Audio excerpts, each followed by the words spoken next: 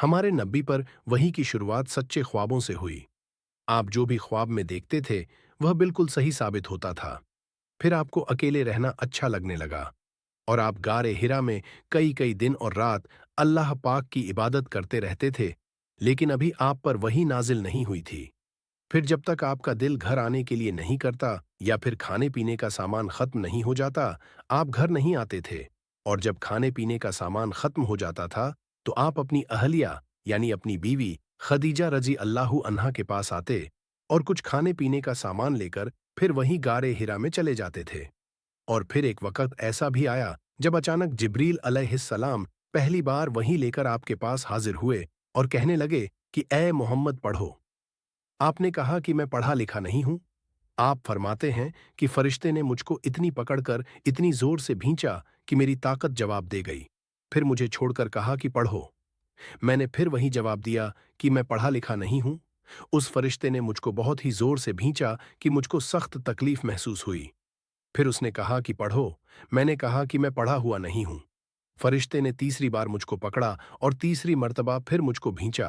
फिर मुझे छोड़ दिया और कहने लगा कि पढ़ो अपने रब के नाम की मदद से जिसने पैदा किया और इंसान को खून की भटकी से बनाया।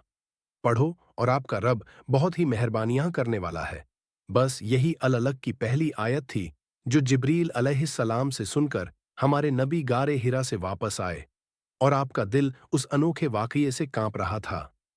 आप खदीजा रजी अल्लाहु अन्हा के पास तशरीफ ले आए और फरमाया कि मुझे कंबल उड़ा दो। लोगों ने आपको कंबल उड़ा दिया। जब आपका डर जाता रहा तो आपने अपनी जौजा मोहतरमा को तफसील के साथ यह सारा वाकया सुनाया और फरमाने लगे कि मुझको अब अपनी जान का खौफ हो गया है। खदीजा रजी अल्लाहु अन्हा ने आपको ढाढ़स बताई और कहा कि आपका ख्याल सही नहीं है। अल्लाह की कसम, अल्लाह आपको कभी रुस्वा नहीं करेगा। आप तो सबकी मदद करने वाले हैं।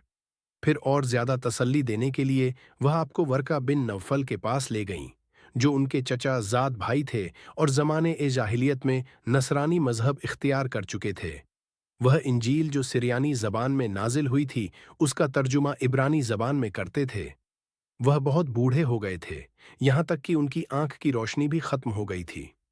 खदीजा रज़ी अल्लाहु अन्हा ने उनके सामने नबी सल्लल्लाहु अलैहि वसल्लम के हालात बयान किए और कहा कि ए चचा ज़ाद भाई, अपने भतीजे मोहम्मद की ज़बानी ज़रा इनकी कैफियत सुन लीजिए। वह बोले कि भतीजे, आपने जो कुछ देखा है उसकी तफसील सुनाइए।